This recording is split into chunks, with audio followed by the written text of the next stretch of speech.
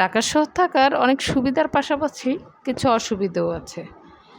অনেক সময় আমরা অনেক কিছুই চেয়েই পাই, কিন্তু আবার কিছু কিছু সময় দেখা যায় যেটা খুব মন প্রাণ দিয়ে চাই সেটা পাই না।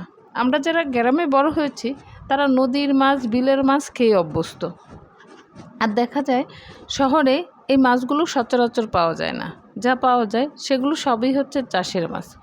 আর আমিও অনেক দিন ধরে আমার ইচ্ছে করছে যে একটু দেশি ট্যাংরা খাবো, নদীর ট্যাংরা অথবা বিলের, কিন্তু সেটা আর হয়ে উঠছে না। অবশেষে বাজারে যেয়ে পেলাম ট্যাংরা মাছ। আর আজকে আমি সেই ট্যাংরা মাছটাই একটু ঝোল ঝোল করে আলু বেগুন দিয়ে রান্না করব। আর এর জন্য আমি সচরাচর যেরকম মশলাগুলো কষিয়ে নেই, পেঁয়াজ, হলুদ, মরিচ, লবণ, আদা, রসুন দিয়ে ঠিক আজকেও সেরকম কষিয়ে নিচ্ছি। আর তাতে দিয়ে দিলাম আলু দিয়েও একটু কষিয়ে নিলাম। এরপর দিয়ে দিচ্ছি বেগুন। আমি এগুলো একে একে দেওয়ার একটাই কারণ হচ্ছে, একসাথে যদি আমি বেগুন এবং আলুটা দিয়ে দেখা যাবে বেগুনটা তাড়াতাড়ি নরম হয়ে গেছে আর আলুটা এখনও সিদ্ধ হয়নি। তাই আলুটা আগে দিয়ে একটু কষিয়ে তারপর বেগুনটা দিলাম, যেহেতু বেগুন নরম সবজি, তাড়াতাড়ি সিদ্ধ হতে সময় লাগবে না।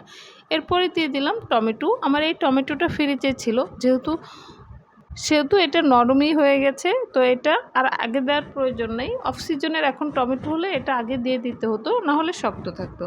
তো আমি এখন এটা একটু একসাথে কষিয়ে নিচ্ছি। আর 10 থেকে 15 মিনিট পর কষানোর পর দেখা গেল আমার আলু এবং বেগুন দোনোটাই খুব সুন্দরভাবে সিদ্ধ হয়ে গেছে। এখন আমি এতে পরিমাণ মতো পানি দিয়ে কিছুটা রান্না করে নেব।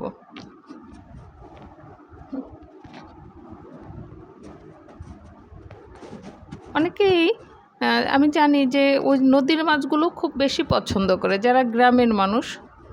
আর এভাবে রান্না করলে তো কোনো কথাই নেই, এটা দিয়ে অনায়াসে পেট ভরে ভাত খাওয়া যায়। আর আমারও অনেক দিন ধরে যেহেতু মনে চাচ্ছিল, আমি সেই কারণেই রান্না করলাম এবং আপনাদের সাথে এই রেসিপিটা শেয়ার করলাম। তো এই যে ট্যাংরা মাছগুলো ছিল ছোট ছোট।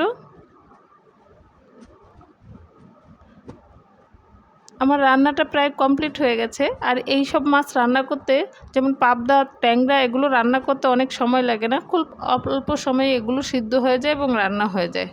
তো আমার ভিডিওটা কেমন লাগলো জানাবেন। ভালো লাগলে অবশ্যই আমার চ্যানেলটা সাবস্ক্রাইব করে পাশে থাকবেন। সবাইকে ধন্যবাদ।